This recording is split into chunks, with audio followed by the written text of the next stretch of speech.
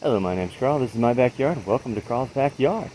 It's, call it late September. I'm going to try and get a garden tour filmed here and then edited and uploaded because I haven't uploaded a video in quite some time.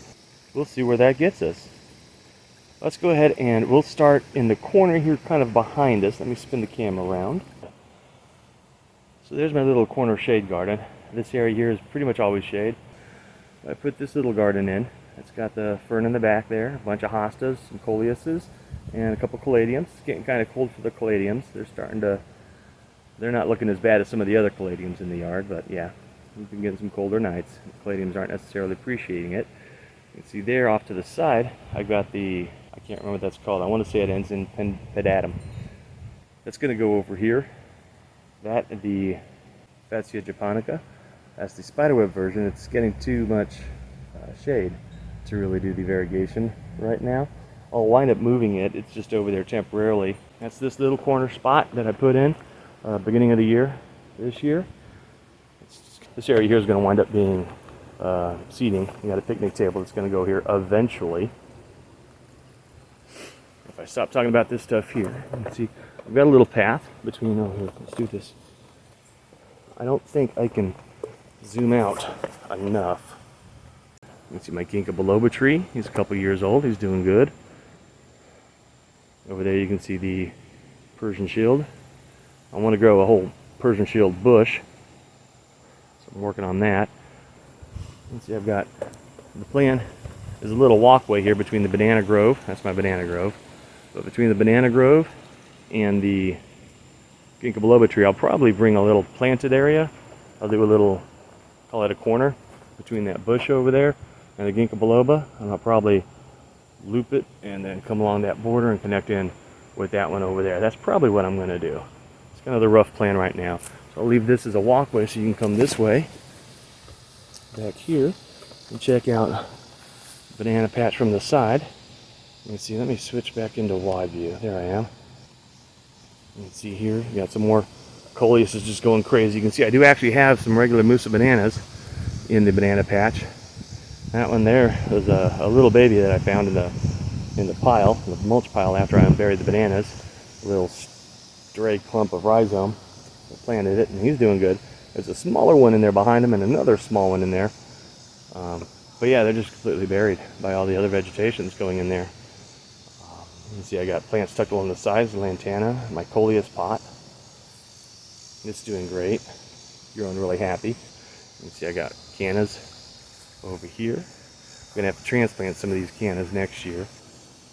This rock wall, not actually supposed to be a rock wall here. I'm gonna use the rock wall or the rocks pavers, and I'll eventually use those pavers for the tiki lounge area. But for right now, I had to get them out of the driveway, and so they just wound up getting piled here at the end of the banana patch. You can see I got my little Palea money tree or Chinese money tree or whatever that is. I got it hiding in there. Probably getting too much sun. I did just move it a week or so ago.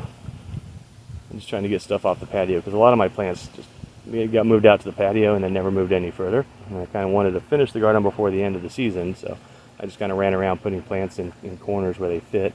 And see my I knew it a minute ago. It's castor bean. What's the fancy word for it? Ricinus. They're in a pot, and actually that dead pot that's holding them up because they keep blowing over. Their spot never actually got done this year, but I had planted the seeds in the pots and they grew.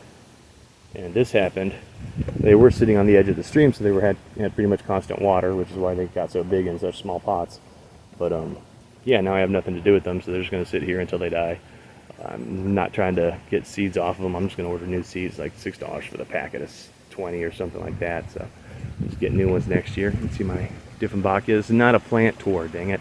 It's a garden tour. That's the Dieffenbachia. He's doing happy over here. Just moved him over here a week ago, but he seems happy. So pretty happy about how well he's doing because I thought I'd killed him over winter. More stuff in my shadow and more stuff. I forget the first part of it, but it's Arondax peppermint stick or something like that. I don't know. All I know is it's supposed to go in the ground along here. You can see that's where my old tree used to be. The stump sat there for a couple of years, and I finally cut the stump down as low as I reasonably could with a chainsaw. Hence all the chunks. I mean, like last weekend, this is what I did. And then I was too worn out and tired to actually put the chunks of wood over in the wood pile to get burned or chop them up further. I was barely able to get the sawdust blown out of the palm leaves, blown out of the palm tree pots. This is this spot of the yard. You can't go all the way through yet because, well, I've got it kind of blocked off with junk because there's a branch from the tree still laying there. Again, the tree people are going to take that branch when they come and get the tree, so I'll have that walkway cleared back out. But right now it's just hanging out in the way. You can see how ugly it is. There's my shed. It got hit by the tree when the tree fell down. It's been destroyed. I'm going to rebuild it here in a couple of weeks. I just got to go through and clean it out because honestly it's all the crap in the shed. The shed kept the shed from completely collapsing. Yeah, that's it. My tree, when it fell, it took out my neighbor's fence. He's got a brand new shiny fence for it. And I kind of waited, stalled until he got his new fence in before I really started to think hard about getting that done, because I want to move it close to the fence. So I'm going to build it a little bit bigger, so I'm going to move it a couple of inches, maybe half a foot or so, closer to the fence, leave just enough room to squeeze bass behind it. But of course I wanted them to go ahead and build the fence before I started making a mess over here. Too bad. And so it didn't get done earlier in the season, and now here we are towards the end of the season, and it's still waiting to be done because I have to, like I said, clear it all out and whatnot. They're just hanging out. Now you can kind of see the rest of the yard. A little sneak peek before I go and walk over there.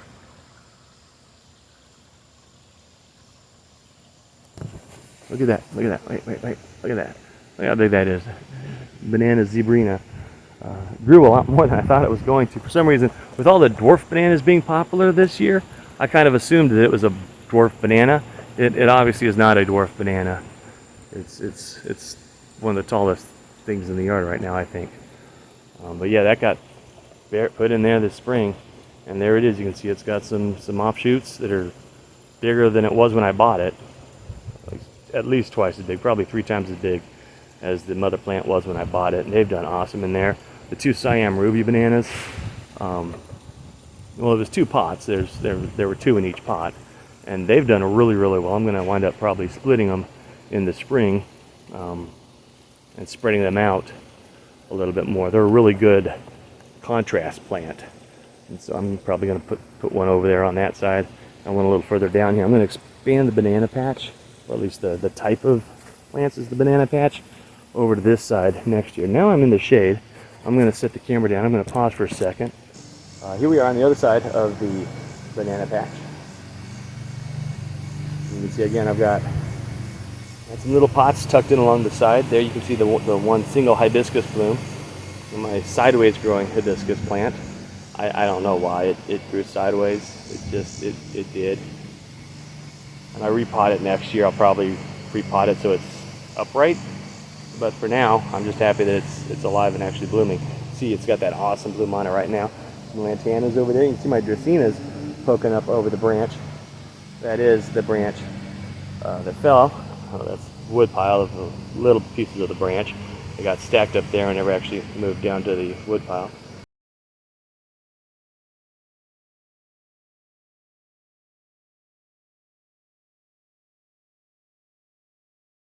There's the banana patch. From this side, the dracaenas front and center. You can see the canna lilies poking up.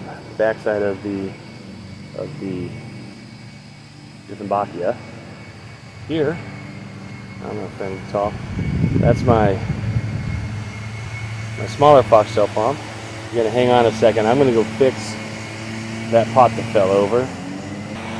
You see there, I forget what these 2 plants are. One's orange, one's a Panama Queen. It's supposed to be a pink version of the orange one.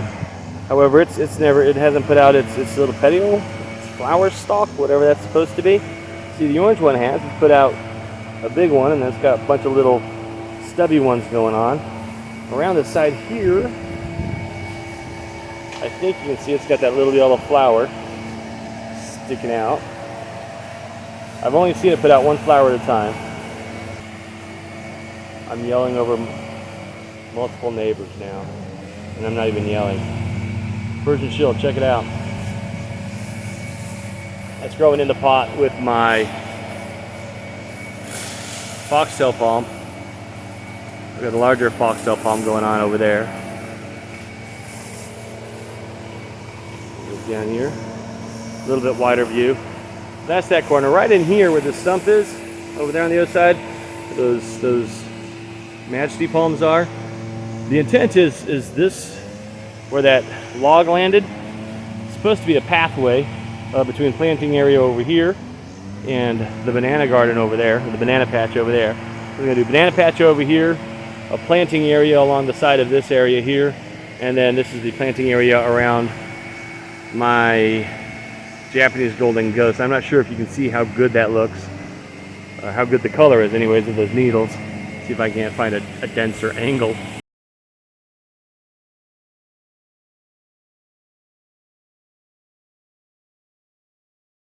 Over here you can see I've got a bunch of shrimp plants. They're just in the pots. That's where they round up. A couple of stray Persian shields in the back there. The one's thirsty. I just watered this morning, so those leaves will pop back up. But yeah, here we are. This corner. Hopefully you can hear me over the weed whacker. That pot refuses to stand up. I've noticed that the decorative pots, if they're not just the straight-sided nursery pots, they don't like to stand up. They just like to fall over. The center of gravity is off. I don't know that that's why this one hasn't put out a flower thing yet. Because they had been elsewhere for the most part up until a couple weeks ago. Pretty much side by side, so exact same conditions, same lighting conditions, same watering conditions. They sat side by side, and the one grew tall and the other grew flowers. So that's how it goes. You can see that Tradescantia in the pot. Not actually the same Tradescantia that most of that over there on the ground is. And what's on the ground now over there is basically what was growing on the ground underneath the basket. And pieces that broke off when I lifted the basket up and moved it over to here. But that's definitely the plan for next year, is to get that Tradescantia growing on the ground, probably over here. I think it looks decent over here. I need to fill this out better. So my pineapple lilies are pretty much done doing their thing. I've got a little bit of time left in them, but you can see the flowery stalks are pretty much toasted. Over here I got my heliconias. Those sat in way too much shade, probably. They sat over in the mostly shady spot. But again, they're new. I got them towards the end of last winter. Put them out as soon as it was spring, and they sat in kind of the cool, shady side of the yard until about a month or so ago, and I finally moved them out here. But they're doing good, considering they were, just sticks with some rhizome attached to them when I got them. You can see my my sky pencils. They're dead. They're on their way to dying. I'm giving up on them. All right, let's move on. This part's depressing now. There's the view. I don't think I called out the shrimp plants. We got two different kinds of shrimp plants, 3 pots, 2 types of shrimp plants going on there. Yeah, there's not much else to say. Hummingbirds love them. Butterflies love them. They just wound up there because that was a free spot when I brought plants out. And we'll skip the shed because, it's smashed. Here's my Mantia. It's got 1 flower going. It's got a couple of pods, bulbs, shoots, flower things on it. Right there, it's got a yellow one getting ready to open. It's my baobab tree. I had this brilliant idea I was going to bonsai a baobab tree, but then it went and grew. So now I'm not sure exactly what it is I'm doing with it because it's going to barely fit in the grow space. Here we are, Wildflower Garden. Planted this all last year. So right here you can see, I don't remember what any of these plants are really. It's a variety of grasses and plants that birds like. It's the songbird pollinator garden, but I'm really happy with how it's done. This is all as of spring, except for that one bush thing in the background there. Yeah, this is all spring. I got 2 pre-planted gardens and shuffled them together into this spot. So there's a large variety of plants going, and pretty much everything's doing really good over in this little spot here. You can see the grass is super happy. The sunflower back there, it died. The plant that was supposed to go, I'm going to move around over there. This is my little wood pile area, as I getting rid of some of the wood by burning it in the fire pit. That little spot there. The 2 plants were supposed to go there are, I think, the only two plants that didn't survive. And you can see whatever that one is kind of taking up all the space there. He's crowding out a couple of other plants, so he needs to be trimmed back. I just haven't done it because I just haven't done it.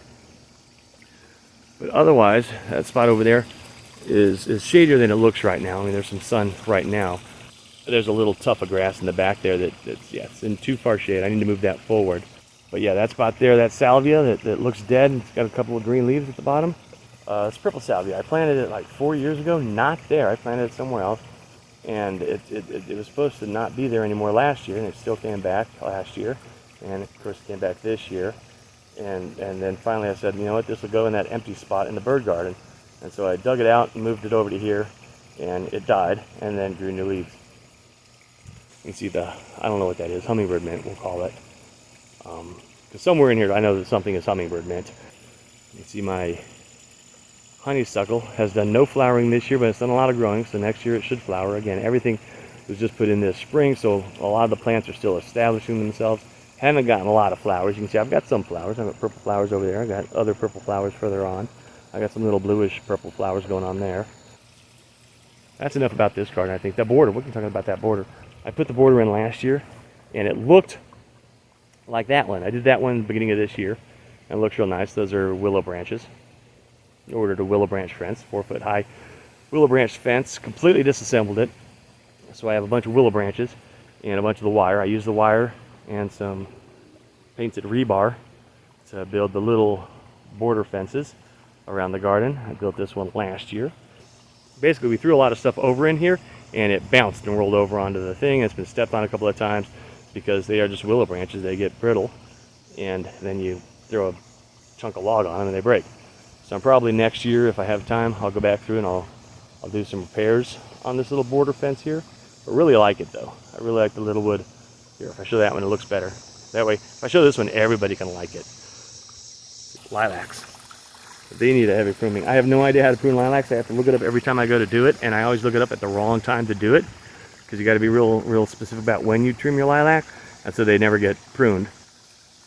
That's my awesome little plant to the caladiums in there. Seen better days, but again, we've had a number of cool nights. So the caladiums are starting to show their age. The stainless steel plant's the main plant in there, and that's awesome. I love the different variations on the blue-gray theme, the bluish-green-gray theme. This is the plant that kind of encapsulates a lot of different color. And then the caladiums really help it pop, especially when they're in their prime. They're very red caladiums. And here's the little Chinese golden chain tree. Not doing much, however, it did look dead a couple of months ago, and it's put out some new buds. There's some new leaves. I want to keep it kind of smallish, but I do need it to grow, and it's been in that spot for like 2 years. I think it's just having a hard time of it. This is an odd spot. Gonna go ahead and move a little bit further over to here. Now we'll shoot it from here. Yeah, we can do it from here. So over there's the wetland filter for the pond. I need to, in the spring, I'm going to completely rebuild it correctly, is the plan. For right now, it's kind of hanging on. The little bridge idea, as cool as it looks, it's just not working out. I don't think I'm going to keep the bridge when I rebuild this. This whole side of the pond basically is getting redone. But yeah, the bridge, it's a good idea, and it looks good until the rocks start falling off and the grass dies. It's hard to keep it watered since it's a curve. The water just kind of runs off the top, so the top has a hard time keeping grass. It's one of those. I'm like, you know what? It looks natural. It looks good, especially with the impatiens blocking the giant gap on the front side of it. But I don't know that it's worth it. We don't use the bridge. The dog uses the bridge. We don't walk across the bridge, though. We just, that's what the gap here's for. We just step across there. As you can see, wetland's doing awesome. The plants over there definitely love it. They love it so much they wind up strangling out each other. And they get knocked over and they never stand back upright. But they absolutely love it. My Enset Morelli, my red banana. He's growing huge, living his best life back there. You can see my Calocasia mojitos and my Calocasia pharaoh masks. Most of what's over here is a couple of bikini teenies. I got some marshmallow. It's not marshmallow, it's marshmallow. I picked that up late in the season, mid-summerish or somewhere in there. It's 2 little 3.5-inch square pots that you're in, and I just kind of tossed them in there because everything is just tossed in there. See my shamrock, my purple shamrock's doing awesome. I actually picked this up a couple years ago before it became a popular houseplant, so I got it fairly cheap. Had I known it was going to become a popular houseplant, I would have bought a lot more of it. My lemon lime Dracaena is looking good. He's happy there. There's my assorted Alocasia. I'm not sure. I want to call it a black velvet, but I'm not actually sure that's what it is. This is what it looks like to me. He just got moved there recently out of full shade, so he's, you know, part shade. Hopefully he doesn't burn. That's my fingers crossed. My little blue shag mundo pine and my bird's nest fern hanging out. You can see back in the back there, I got a bunch of those are baby feral masks. And that's actually, if I poke through, there's a bunch of the little baby feral masks, and that's about as that's what they look like when they're babies. And that's what they look like later. Here I've got Philodendron Brazil hanging out in the corner. He just moved over there a week ago, and I think he's getting too much sun. I'm not sure. He might just be adjusting because he was in full shade, now he's in mostly shade. Kangaroo paw fern hanging out. That's my major Willow honeysuckle. You can see it's got a flower on it. Here is the pond. I think that's level. It's my floating basket of impatiens. I got a line of irises along that back, which need a severe prune. Way off in the distance there, the bubbling rock corner, I just built that this year. And on the other side, I got the little stream that was envisioned from the get-go. When I built it, I put that rock there, envisioning water running behind it and coming out the side, like you see. In reality, that's not how water works, and I've had to plumb it. You can see I planted, there's a bikini teeny. It was teeny tiny. It was like 2 shoots of teeny tiny bikini teeny. I planted there just because there's a plant ledge there that we never actually use. And then it exploded into this, completely blocking the view from the bench over there. That's where we feed the fish from. So now I'm feeding the fish with a catapult to get over that bikini teeny. It's gone crazy. This is my lily pad corner. Again, kind of ill-conceived. It's right there. That's the bridge, this side of the bridge. And there you see the water coming from the wetland right across the lily pads. They really don't like having that water movement right across them. I'll raise the camera a little bit there. Let's see that little clump there. It's like 3 pots of fiddly figs and my Hawaiian tea plant. Little bench full of plants there.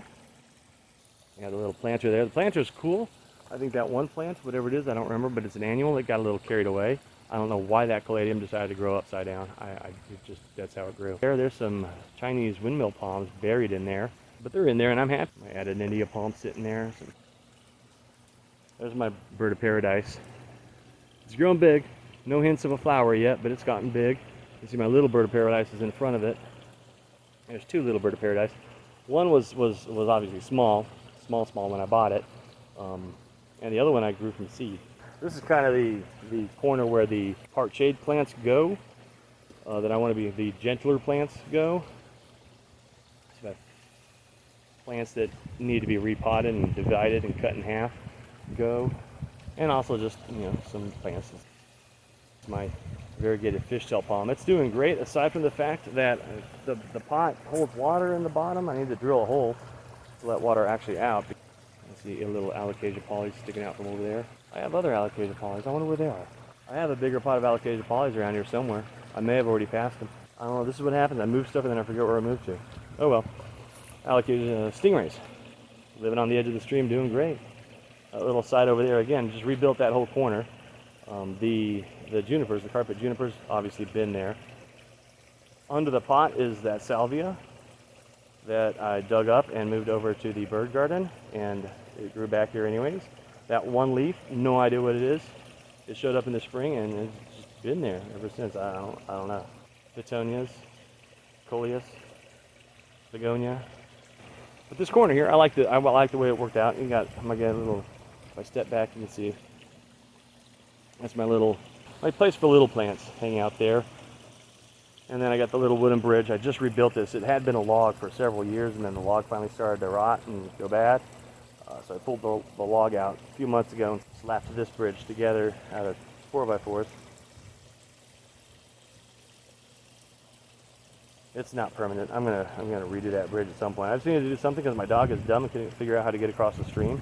When I took the bridge away, he'd get stuck on the other side. The smoke trees, they look really good in the spring. They come out and the leaves start out purple, and then they green out as time goes on. And they get little smoky poofs up at the top, but the tops are so high up now, I really don't get to see the poofs. I'm probably gonna wind up trimming them all down, cutting them in half or so in the spring, let them regrow from there. See, I've got some ferns going on.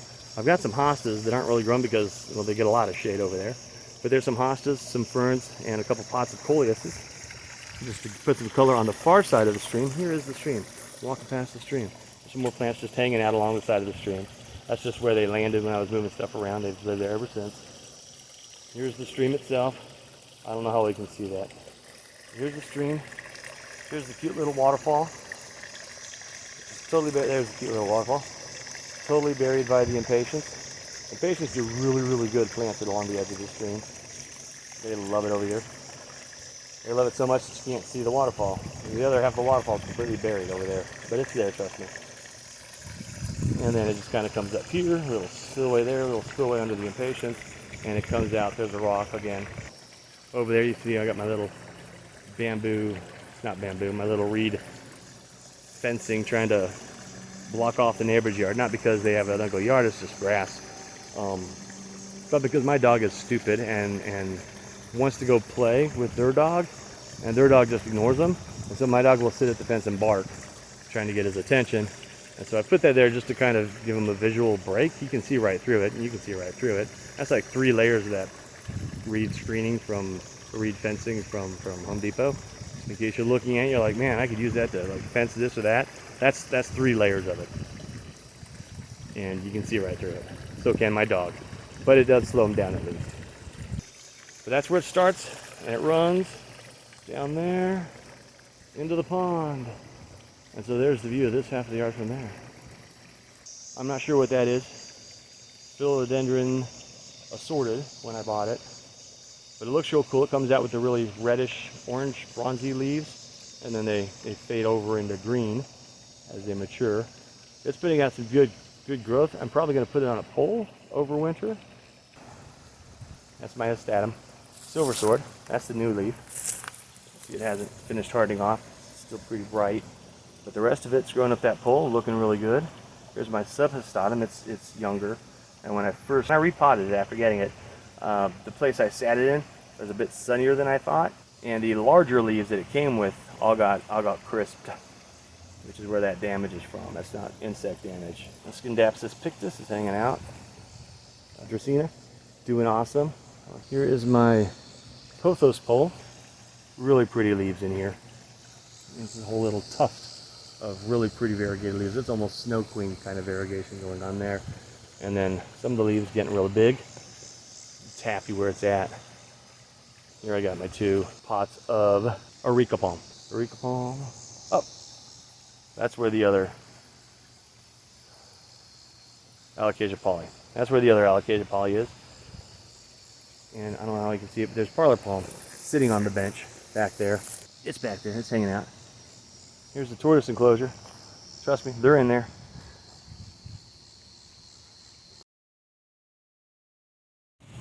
There's Dozer came out. He's the smallest of the tortoises. He's also the most cherry-headed of the tortoises.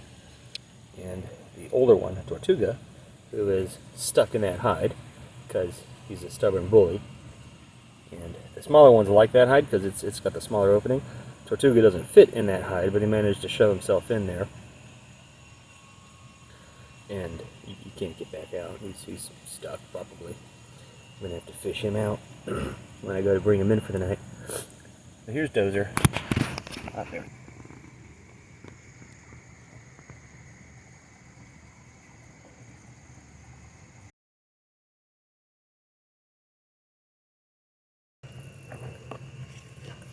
And over here is the middle one.